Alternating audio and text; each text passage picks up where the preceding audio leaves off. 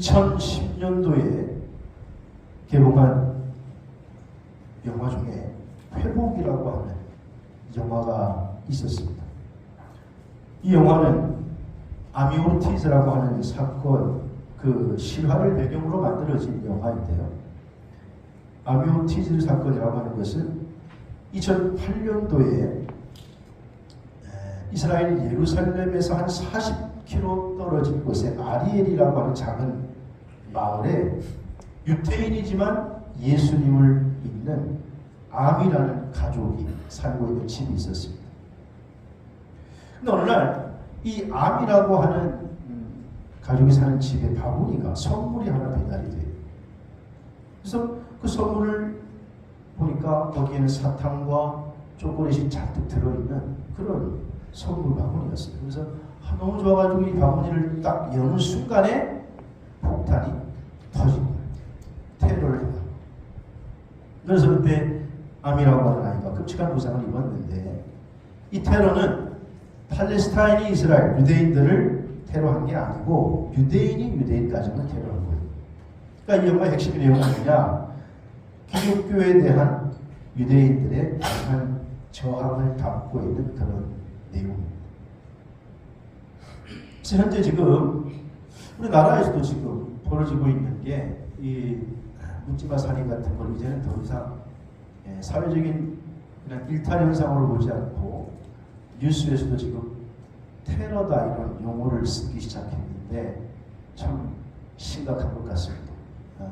속보에 의하면은 아마 서현동 그 묻지마 살인으로 결국 60대 여성 한 분은 아마 오늘 아침 사망하셨다라고 하는 안타까운 보도가 그런 것을 봤는데, 이거는 우리 시대에 정말 한치 앞을 알 수 없는 그런 시대에 살아가고 있다는 것이죠. 근데 이 이스라엘 땅에서도 유대인들은 예수님을 믿지 않기 때문에 기독교인들을 아주 멸시합니다. 적대시합니다. 근데 유대인들이 예수 믿는 사람들을 뭐라고 부르냐 하면 메시아 닉츠 이렇게 불러요. 메시아 닉츠. 우리말로 번역하면 저 하나님의 사람들 이런 뜻이 하나님의 사람. 근데 오늘 본문에 보니까 오늘 본문에 사도 바울이 디모데를 가리켜서 뭐라고 부르냐? 너 하나님의 사람아 이렇게 불러요. 원래 바울이 디모데를 끔찍히 사랑했습니다. 그래서 항상 디모데를 자기의 아들이라고 불렀어요. 그래서 자기의 믿음의 아들 디모데야, 내 아들 디모데야 이렇게 불렀는데, 이 디모데전서 마지막 부분에 오면 바울 사도는 지금 이제 디모데전서 후서가 어차피 바울의 인생의 마무리 단계에 있는데, 근데 이 바울이 디모데를 아들 디모데야 이렇게 부르지 않고 오늘 본문에 보니까 하나님의 사람 이렇게 부르고 있다는 거예요.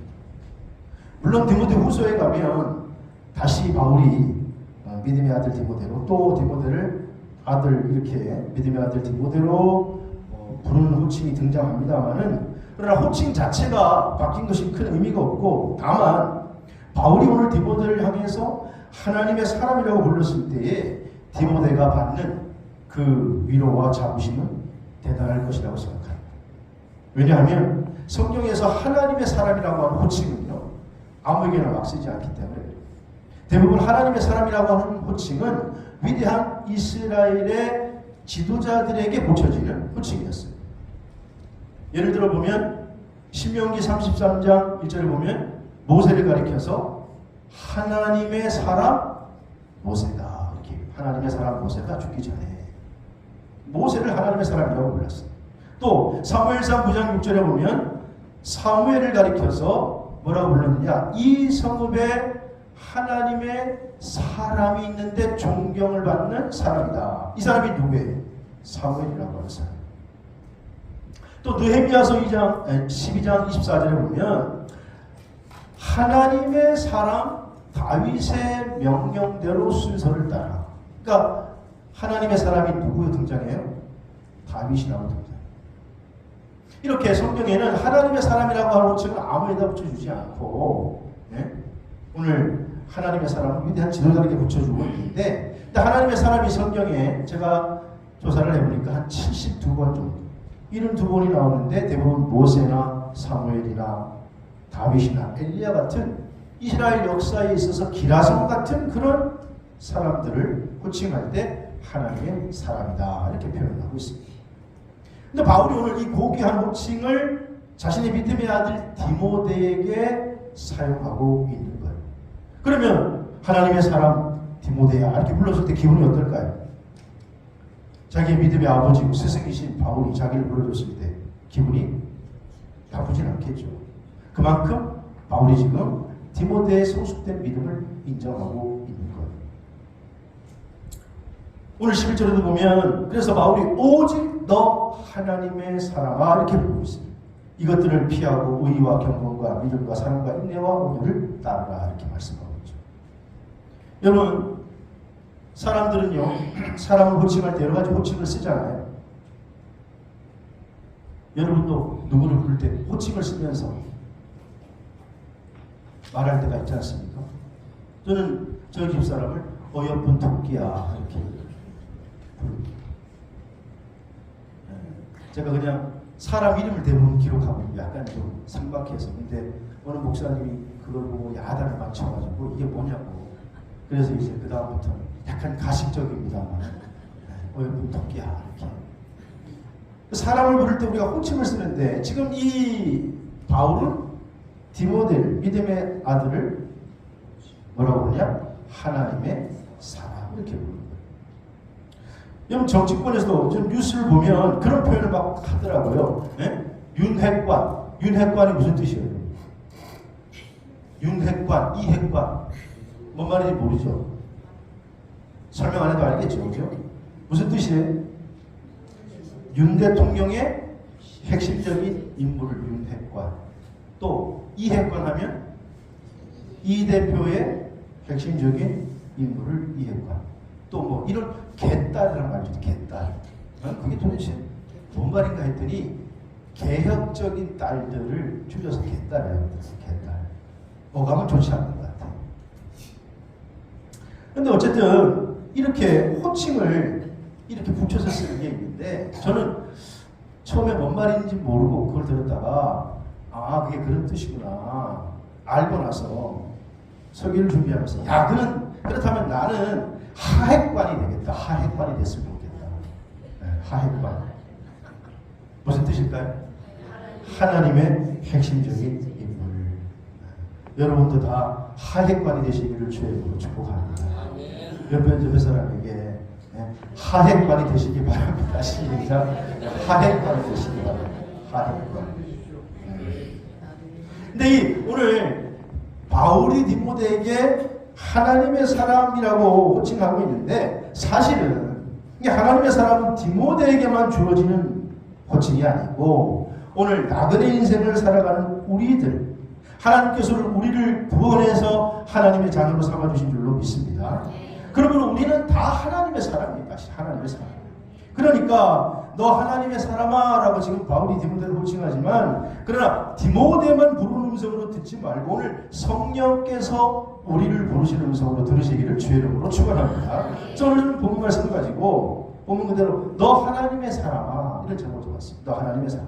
하나님의 사람은 첫째로 어떤 사람이 하나님의 사람이냐 오늘 12절에 보니까 믿음의 선한 싸움을 싸우라 그렇게 말하고 있어요. 그렇게 명령하고 있어요. 여러분 오늘 바울이 디모데에게 하나님의 사람이라고 얘기하면서 믿음의 선한 싸움을 싸우라는 거예요. 동일하게 오늘 디모데뿐만 아니라 우리들이 오늘 이 땅에서 믿음의 선한 싸움을 싸우도록 명령받은 사람들인 줄로 믿으시기 바랍니다.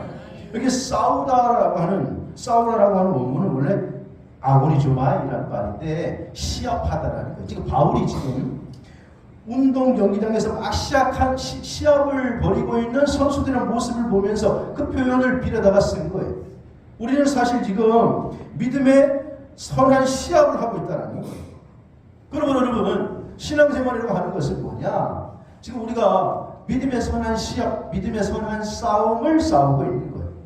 우리가 원튼 원치 않든 오늘 우리는 사실 영적 전쟁 안에 들어와 있다 이 말이에요. 여러분 보세요 지금 그 살인 사건을 일으킨 애가 집안이 좋은 집안이 형이 뭐 우리나라 최고 좋은 대학을 다니고 그 아이도 최고 좋은 학교를 특목고를 지원했다가 떨어진 후부터 약간 머리가 이상해서 약간 조울증, 분열증이 있다고 하는데 근데 그게 사람이 일으키는 짓이겠냐 그 말이에요. 오늘 마지막 시대는 약간 사탄 마귀가 자꾸 영적으로 우리를 무너뜨리고 망가뜨리려고 해요. 우리가 원하든 원치 않든 우리는 오늘 이 시대 가운데 영적 싸움을 싸우고 있는 거예요. 그런데 이 영적 싸움에서 우리는 이기시기를 주의 이름으로 축원합니다. 베드로전서 5장 8절에서 9절에 보니까 근신하라 깨어라 너희 대적 마귀가 오늘 사자와 같이 두루다니며 삭길 자를 찾나니 너희 믿음을 굳건하게 하여 그를 대적하라 이렇게 말하고 있어요.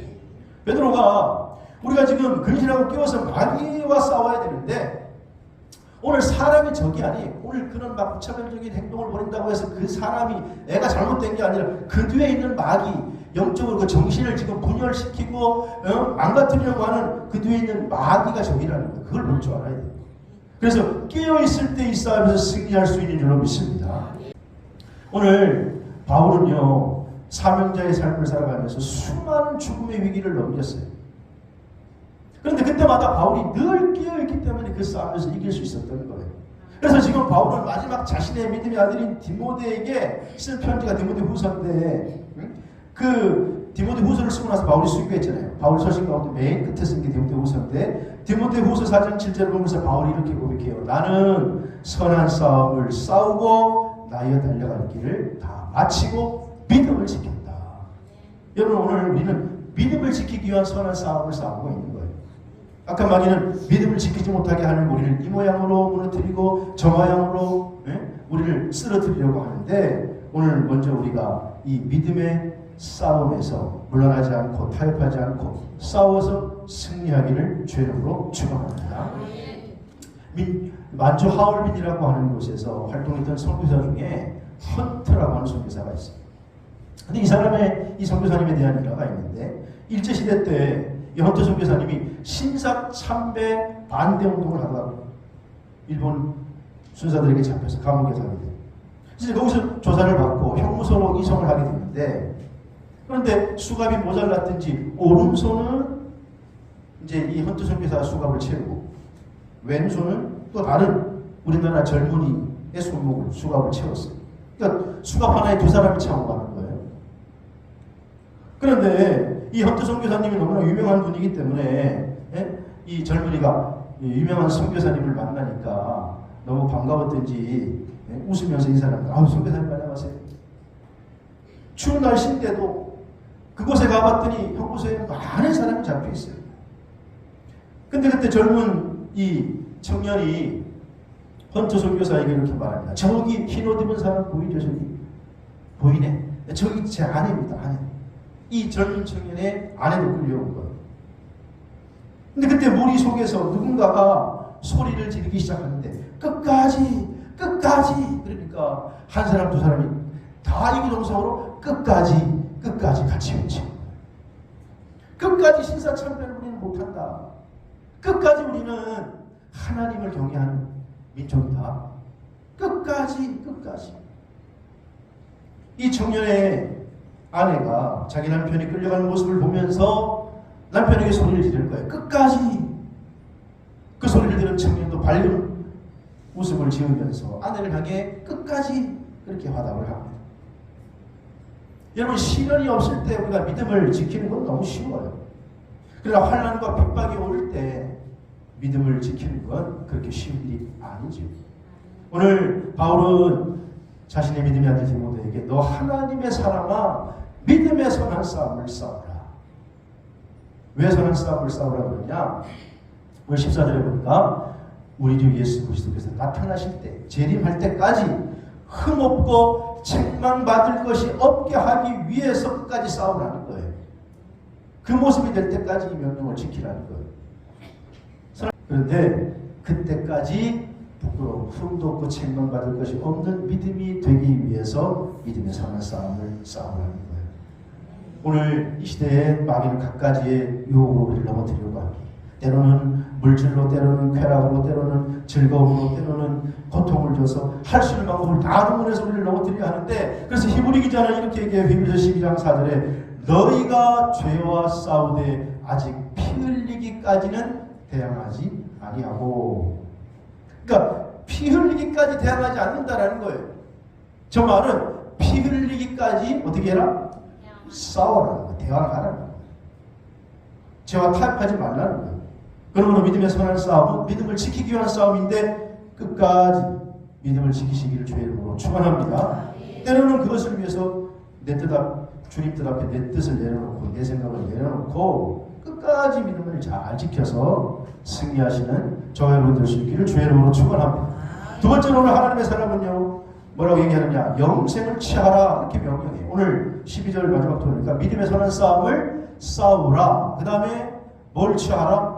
영생을 취하라. 여기 영생이라고 하는 이 표현된 단어는 여러 가지 해석이 있어요. 크게 두 가지로 나눌 수 있는데, 먼저 첫 번째 영생은 우리가 믿음의 선한 싸움을 싸우고 최종적으로 하나님 나라에 입성하게 될 때에 누리게 되는 영광, 그걸 우리가 보통 뭐라 그래요? 영생이라고 하죠. 근데 또 하나의 뜻은 현재적인 관점에서 하나님과 교제하는 삶을 영생이라고 표현합니다. 그러니까 영생이 지금 미래적인 거든 혹은 현재적인 거든, 이건 시간의 개념으로는 잘 설명할 수는 없는데 우리 인간의 시간 개념을 좀 설명하기 어려워요. 근데 우리 주님께서도 영생에 대해서 말씀하신 적이 있는데, 주님은 영생을 어떻게 정의했느냐? 요한복음 17장 3절을 보면 십자가 앞에 두신 주님께서 이렇게 말씀하세요. 영생은, 이렇게 주님이 정의하시는 거예요. 같이 읽어볼까요? 시작. 영생은 곧 유일하신 참 하나님과 그가 보내신 자 예수 그리스도를 아는 것입니다. 아멘. 그러니까 아는 것이, 여기서 예수 그리스도를 안다는 것은 지식적으로 아는 게 아니죠.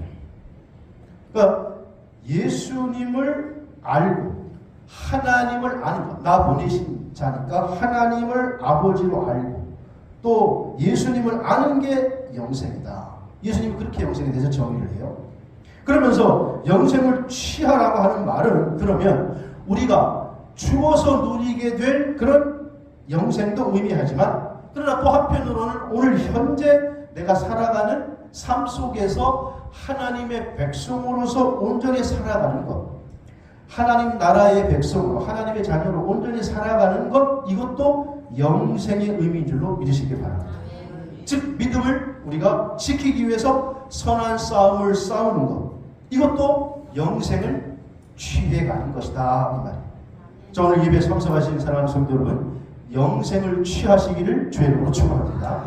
신약에 유다서라는 말씀이 있는데, 유다서에 보면 바른 신앙에 대해서 권면하는 내용이에요. 그 중에 유다서 1장 21절을 보면 하나님의 사랑 안에서 누구를 지키며 자신을 지키며 영생에 이르도록 우리 주 예수 그리스도의 공의를 기다리라. 21절의 핵심이 뭐냐? 영생에 이르도록 자신을 지키라는 게 핵심이에요. 지키다라고 하는 말은 테레오라는 단어인데 보존하다, 보호하다 그런 말인데, 다시 설명하면 영생을 위해서 하나님의 사랑 안에 머물러 있으면서 자신을 지키라, 자신을 보존하라는 거예요. 이 시제가 현재형으로 되어 있어요. 그러니까 앞으로 우리에게 주어진 영생만 의미하는 것이 아니라 오늘 내게 주어진 삶 속에서 나를 믿음 안에서 잘 지켜나가는 것도 영생의 의미인 줄로 믿으시기를 바랍니다. 여러분, 우리는 이미 영생을 얻은 자지요? 믿습니까? 영생을 누린 자지요? 믿습니까? 근데 영생을 얻었다고 다 끝난 게 아니라는 거예요. 영생을 얻은 자로서 우리는 하나님의 말씀을 지키기 위해서 이 땅에서 끊임없이 자신을 지켜나가는 것, 끊임없이 믿음의 선한 싸움을 싸워야 될 줄로 믿으십니다. 그래서 예수님은 천국에 대해서 말씀하실 때 이렇게 말씀하신 적이 있어요. 마태복음 11장 12절, 중요한 말씀이에요. 뭐라고 그랬습니까? 시작. 세례요한 때부터 지금까지 천국은 침노를 당하나니 침노하는 자는 빼앗는다. 천국이 침노를 당한대. 그래가지고 침노하는 자가 천국을 빼앗는데, 그러니까 영생을 취한다라고 하는 말은 다른 말로 믿음을 지켜나가면서 천국을 침노하는 거예요. 그럴 때 천국이 내게 되는 거예요. 여러분, 많이 침노하시기를 주의 이름으로 축원합니다. 어렸을 때, 제가 어렸을 때만 해도 뭐 그렇게 놀이가 많지 않았어요. 그래가지고 이제 어머니가 밥 먹으라 하고 얘기하기 전에 보통 다 밖에서 놀잖아요. 그때 친구들하고 동네 형들이나 친구들하고 마당에다가 큰 원을 그려놨다고. 큰 원을 그리고는 그 다음에 자기 손으로 한 뼘 남짓으로 이렇게 동그랗게 원을 싹 그려요. 그래가지고 그게 처음 된 땅이에요. 그래서 거기서 이제 돌을 가지고 어떻게 돌을 띵긴다. 그래서 띵기고 세 번 만에 내 원 안에 들어오면 그게 뭐예요? 내 땅. 또 이제 그 다음에 고성공했으면 그 다음에 또 띵긴다. 띵기고 해서 또 들어오면 이게 내 땅. 이렇게 해서 이제 우리가 땅 따먹기 놀이 많이 놀았잖아요. 이게 톡톡 치다가 근데 큰 원에 걸리면 안 돼. 거기 걸리면 아웃인데 거기 걸리지 않게 땅을 점점 넓혀가는 거죠. 그래 막 신나게 놀다 보면 내가 거의 이제 다 따먹을 때가 됐는데 야 밥 먹어라 그러면 애들이 부닥 하고 다시 집으로 들어가요. 야야야 그랬는데 다시 집에 들어갔어요. 근데 지금 어쩌면 여러분 이 세상의 삶은 마치 그거와 같아요. 우리가 이렇게 땅 따먹기 하는 것처럼 띵기다가 하나님이 어느 날 갑자기 야 누구누구 너 빨리 지금 올라와. 그러면 우리가 올라가야 돼요. 그러므로 여러분 오늘 우리가 하나님의 사랑으로 위를 바라보며 영생을 취하시기까지 믿음의 선한 싸움을 잘 싸우고 오늘 내 삶에서 영생을 취해나가는 하나님 나라를 넓혀가는 삶을 사시기를 주님으로 축원합니다. 월남 이상재 선생님 여러분 아시죠? 이분은 독립운동가고 대한민국 의정부 총국장을 지낸 충청남도 서촌 출신의 운동가예요. 그런데 이 이상재 선생님이 독립운동을 하다가 체포가 돼서 대전 교도소에 수감이 됐어요. 이때 일본의 한 기자가 이상재 선생님을 면회를 옵니다. 그리고는 이상재 선생님에게 말해요. 선생님, 인도에 간디라고 하는 사람이 이렇게 말했습니다. 사람이 태어나면 100년을 살아야 되는데 그렇게 말했다고 하는데 선생님은 몇 년을 더 살 수 있다고 생각하십니까? 일본 기자의 말의 뜻은 그거예요. 괜히 고생하지 말고 이제 다 이제 늙은 나이에 뭘 또 고생하고 그러냐. 일본에 그냥 협력을 좀 해라. 독립운동 하지 말고 일본에 협력해서 남은 여생 편하게 지내지 뭐 그러냐. 이런 뜻이지요. 근데 월남 이상재 선생이 그 일본 기자가 이렇게 질문을 하니까 그걸 듣고 정색을 하면서 이렇게 얘기했더라고요. 아이 내가 왜 100년만 살아. 나는 영원히 살 거야. 영생할 거야. 기자가 깜짝 놀라가지고 사람이 어떻게 영생을 합니까? 그랬더니 이상재 선생이 예수 믿으면 영생한다네. 예수께서 나를 믿는 자는 영원히 죽지 아니하리라 말씀하셨네. 근데 오늘 자네가 일부러 시간을 내서 나를 만나러 온 걸 보니 아마 나를 통해서 자네를 예수 믿게 하는 하나님의 섭리인가 보네. 이리 와서 내 말 좀 들어보게 하니까 이번 기자가 불이 났게도 먹었다. 여러분 오늘 우리는 예수를 믿음으로 영생을 누릴 것이고 또 누리는 사람인 줄로 믿습니다. 그러니 누리는 사람답게 하나님의 나라에서 영생을 점점 확장시켜 나가는 늘만나 가족이 되시기를 주님으로 축복합니다. 세 번째로 오늘 하나님의 사람은요 주님께 존귀와 영광을 돌리는 거예요. 그런 삶을 살아갈 때 우리는 주님께 존귀와 영광을 돌리는 거예요. 오늘 본문에 보면 사실은 돌릴지어다라고 이야기하고 있지만 한국어로 이렇게 얘기했지 이 원어에 보면 헬라 원어에는 동사가 없어요. 즉 그에게는 하나님에게는 존귀 그리고 영원한 권능, 능력, 아멘 물론 이렇게 돼 있어요. 말씀 돌릴지어다라는 말이 없는데 붙여놓은 거예요. 그러니까 원문의 의미를 더 잘 살리면 하나님이야말로 존귀, 영원한 권능 그 자체이시다 그런 말이에요.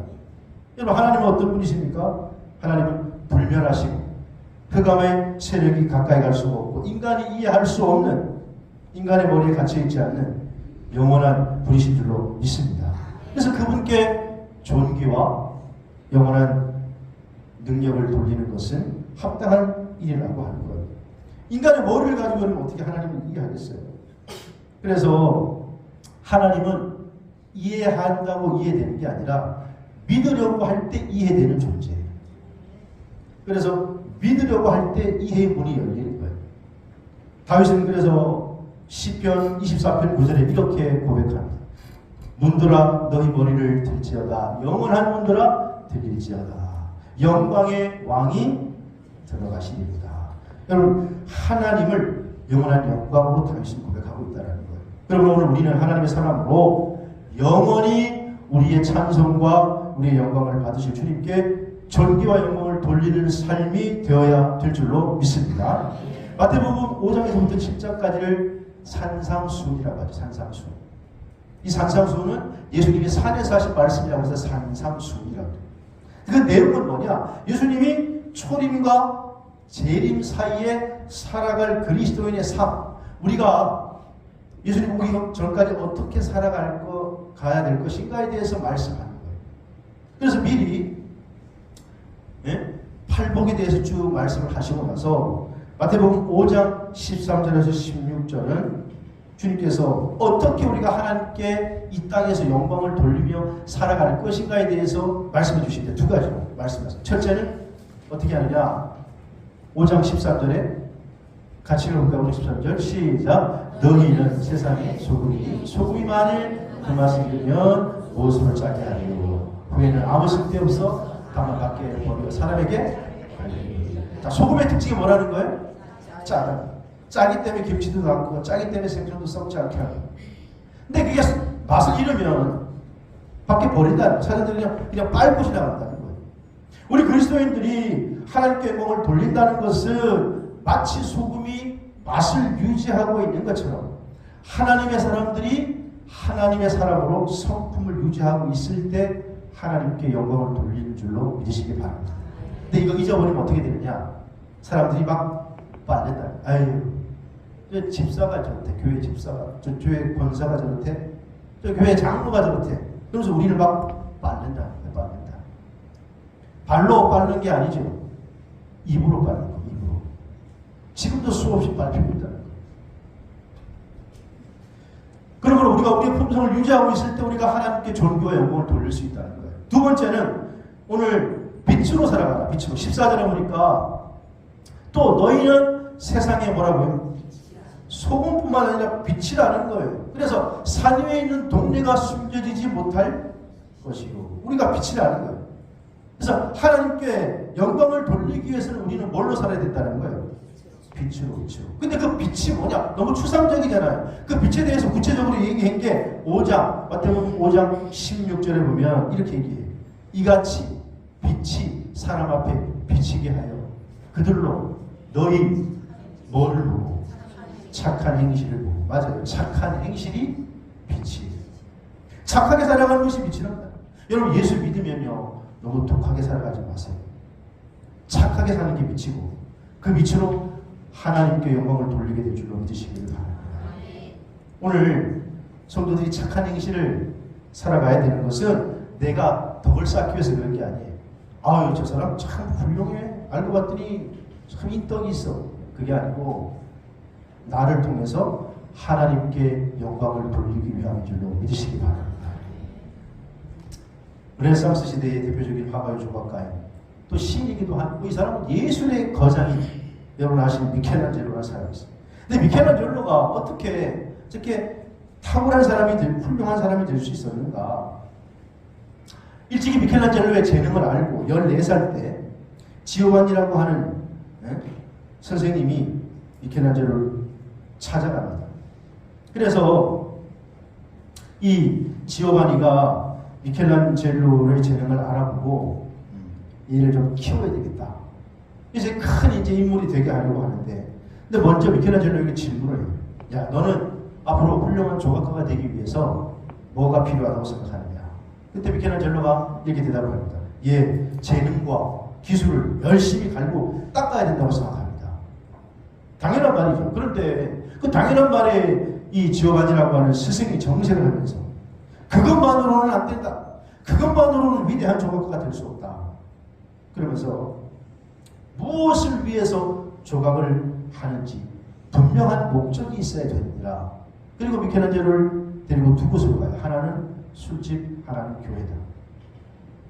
하나는 술집 앞에서도 어마어마하게 아름답고 멋진 조각품이 설치가 되어 있고 또 교회당 앞에서도 어마어마하게 아름답고 예쁜 조각품이 설치되어 있어요. 둘 다 멋져요. 그런데 하나는 술집에 있고 하나는 교회당에 있습니다.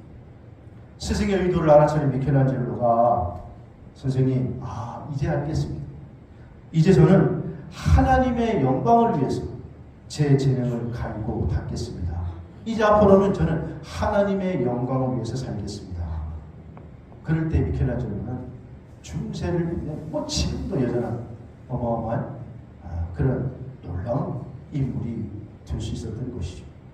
여러분, 오늘 우리는 하나님 주신 재능과 달란트, 이것을 모든 삶의 부분에 있어서 하나님께 영광을 돌리는 하나님의 사람으로 살아야 될 줄로 믿습니다. 오늘 말씀을 정리하면 오늘 바울은 그래서 야, 너 하나님의 사람 디모데야. 디모데가 하나님의 사람이래. 그렇게 불렀어요. 그런데 그 하나님의 사람은 어떻게 사는 사람이 하나님의 사람이냐? 믿음의 선한 싸움을 싸우라는 겁니다. 그리고 오늘 내 현재의 삶에서 영생을 취하라는 겁니다. 미래에 주어진 영생뿐만 아니라 오늘 이 땅에서 영생을 취하고 내 주어진 재능으로 존귀와 영광을 하나님께 돌리는 그런 삶이 오늘 8월 한 달이 되시기를, 그런 한 해가 되시기를, 그래서 믿음의 싸움에 승리하는 저와 여러분 될 수 있기를 주의 이름으로 축원합니다.